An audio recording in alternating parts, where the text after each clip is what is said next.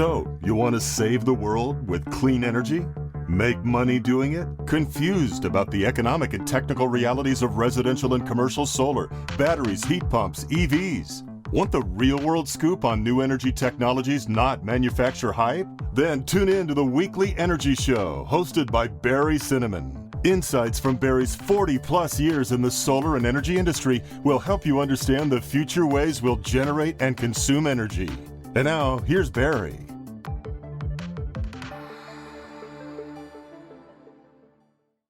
And welcome to this week's Energy Show. This week, we're talking about financing commercial solar projects. We talk a lot about residential, but commercial projects are a huge market segment in the solar industry. And one of the reasons is that paybacks for commercial solar projects are often very fast, often less than 5 years. But the dilemma is that businesses don't always have the cash on hand for these solar investments. I mean, if we're talking about systems that are going to go in that are, 200 or 300 kilowatts and it's $2 a watt, we're talking about things that are going to be running, $500 to $1 million or more for bigger commercial buildings.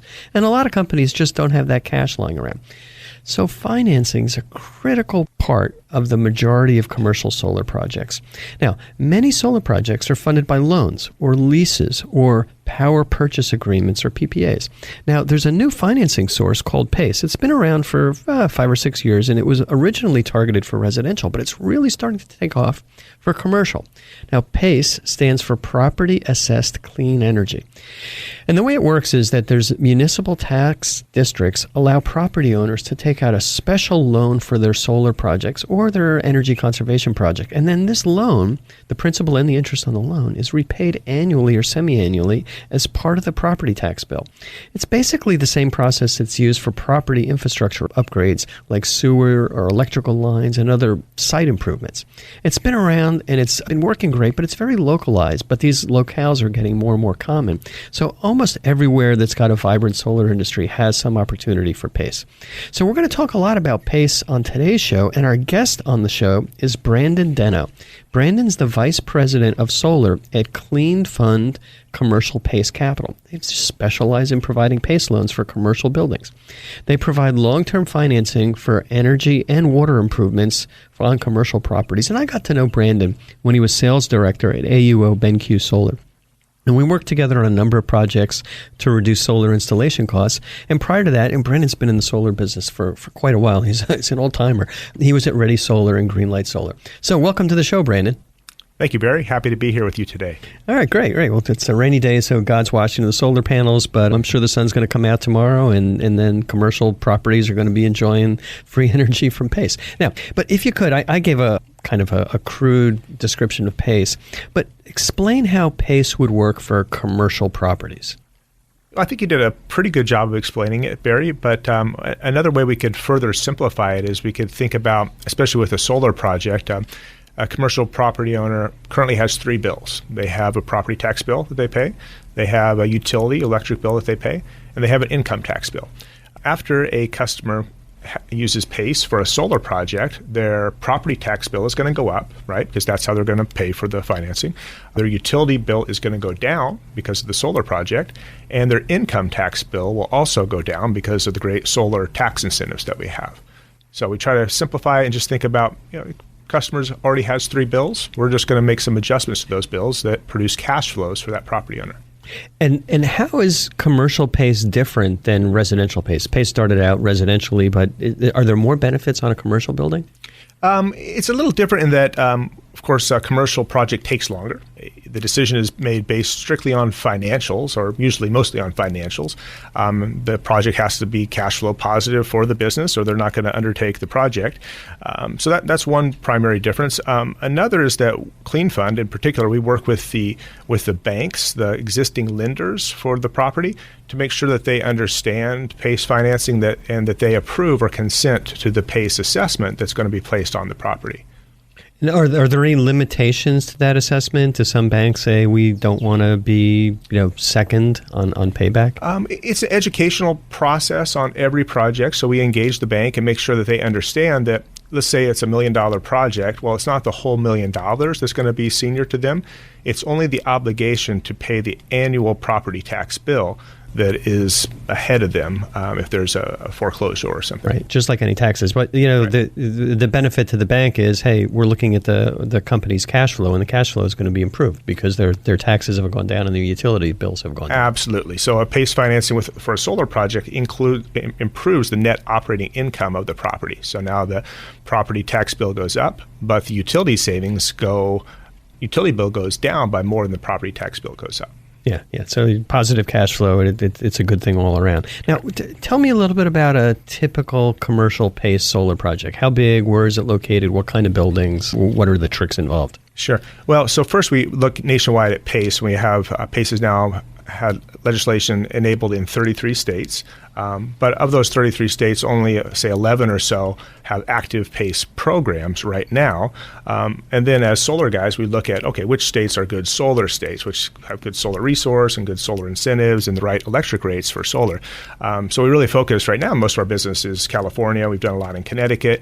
We're looking at Texas, Florida, and some other states, but really most of our business is California right now. And Clean Fund will finance projects minimum size of $100,000. We also recently financed the largest PACE project ever, a $10 million project, also here in California. No, that's a pretty big range. What's the sweet spot for this financing? I would say sweet spot is probably in the 200 to 300 kilowatt range, or 500 to $1 million. There's just not a lot of other financing options out there, and PACE really fits that niche and fills that void. Okay. So let's step through a typical commercial PACE project. From finding a customer to doing the engineering and the financing to construction to operating the system. Let's just kind of go through all the steps that a building owner would encounter. Mm-hmm. Well, we work primarily with channel partners, so solar project developers like Cinnamon Solar that would have a customer that they're talking to about a solar project, and the contractor would discuss different financing options or understand the property owner's financial status and ability to pay or finance a project. And then they would engage Clean Fund. We'll collect information on the property. We'll run a detailed cash flow analysis of the PACE financing, showing how cash flow positive they are. If that all looks good to the property owner fills out an application. We further review the project. Everything looks good. We move on to a letter of intent. So we start working with the property owner more deeply. We engage with their bank to make sure the bank, again, is aware and understands how PACE financing works. And then we finish our underwriting and close the financing. Once the financing is closed, we can start delivering progress payments to the contractor for engineering and design work. Contractor builds the project, and system is commissioned and operated, and customer actually ends up seeing about between 6 to 18 months of savings before they have to make their first payment. And this is because there's a lag between when we can close the financing and when the first property tax bill is due. As you know, in California, property taxes are only paid twice a year, so we have a certain cutoff date. So let's say we close financing in August of this year, 2017. The customer wouldn't make their first payment until December of 2018. So that's pretty good. We get all the savings from the system before they even have to make a first payment. And then from when you engage with the property owner and the project developer to when the system's generating electricity, what's a typical timeline on that?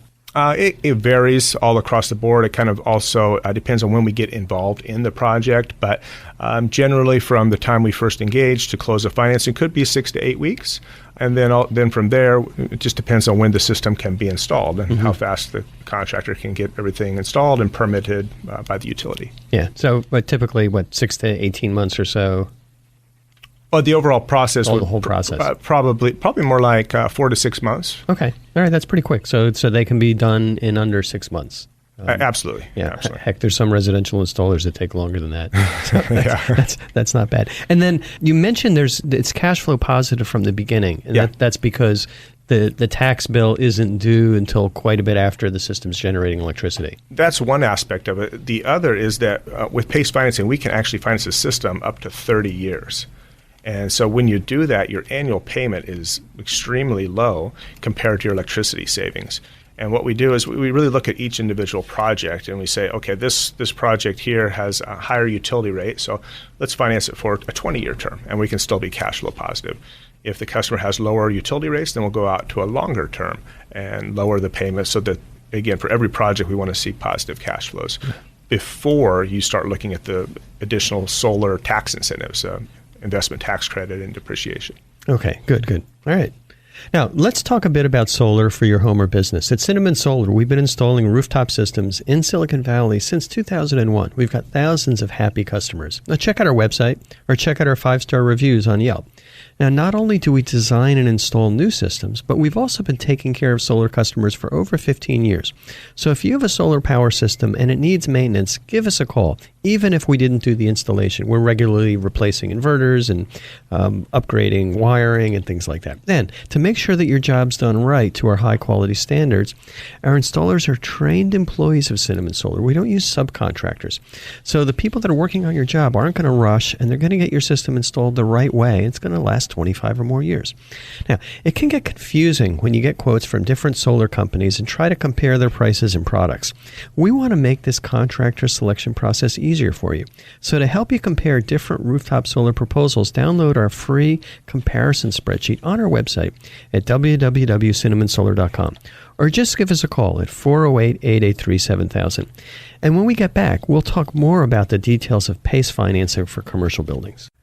Okay, so let's continue on with some of the details and advantages of PACE.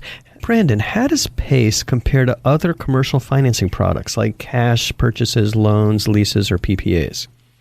PACE delivers the best cash flows, the best immediate and ongoing cash flows. And when you run an analysis versus a cash purchase or different loans or leases with a shorter term, PACE has the highest net present value, delivers the highest net present value.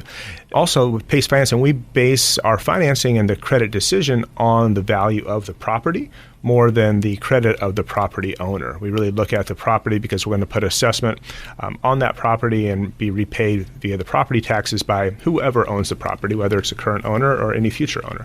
So I'd say those are some of the differences between. So if you've got a commercial building and you're looking, even if you have a pile of money in the bank, it's better to use a PACE loan because you get all the tax advantages than just, spending the cash. Yes, and you can, as a business owner, you can keep that cash and use it for your business, use it for working capital, use it for buying new equipment, and let the solar project pay for itself with the PACE financing. Now, one of the dilemmas that I always had when I was out there marketing commercial installations is, you look around and a high percentage of the buildings, I don't know what the number is, probably 75% or higher, they're not owner occupied. They're leased buildings. And when you're looking at a property owner that has a lease, the property owner is loath to say, hey, I'm going to go spend $500,000 on improving the property so I can reduce the electric bill for my tenants. And tenants are going to pay for the electricity anyway. How does PACE change that equation? Right. And that's a great point. The easiest solar deal is one where it's owner occupied, right? Where the person that's in the property pays all the bills. However, PACE solves this situation where you have leased properties where you typically, as you mentioned, there's a split incentive between the property owner who doesn't pay the electric bills and the tenant who does. Most commercial properties, or many commercial properties, have a triple net lease where the tenant is responsible for paying the utility bills, property tax bills, and insurance. And so with PACE financing, the tenant now will be paying for the property tax assessment, the PACE financing. He'll also be paying, of course, for the utility bills. So the tenant is the one that's going to receive that benefit in the difference between the annual payment and the utility savings. Meanwhile, the property owner, because he's going to own the system, he's eligible for the solar tax incentives, investment tax credit, and depreciation. So with PACE financing, you have a way to give something to the tenant and to the property owner. So it's really a win-win situation. Interesting. So where does the money magically come from? The money comes from Clean Fund. We're actually a direct investor in these projects. Right, but my point is, it looks like magically the tenant comes out ahead, the property owner comes out ahead, and they're also building an asset on the building. A lot of the benefits come from tax reductions. Mm-hmm.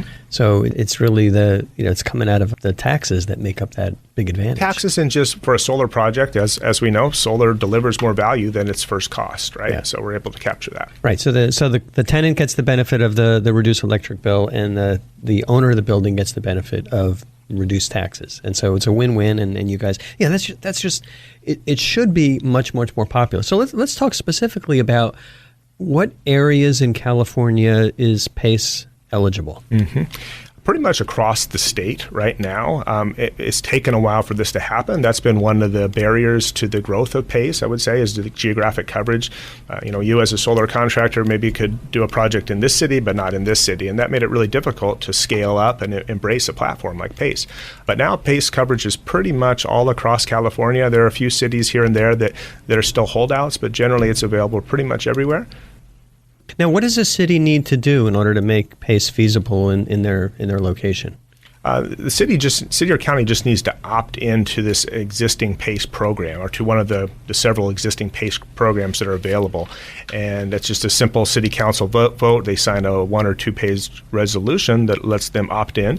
And then the residents or business owners in that city can pay property taxes and pay for PACE financing. So pretty much all the major cities in California, top 10, top 100 are probably all PACE eligible. Absolutely. All right. That kind of opens it up because it's tough when you're an installer and you're restricted. Hey, I can't go here, I can't go there, because your marketing is covering a large area and you want to be able to take advantage of all those leads that are generated. Okay. All right. So are there any disadvantages from a building owner standpoint? Does it have any financial impact on their balance sheet or their financial statements or their tax reporting?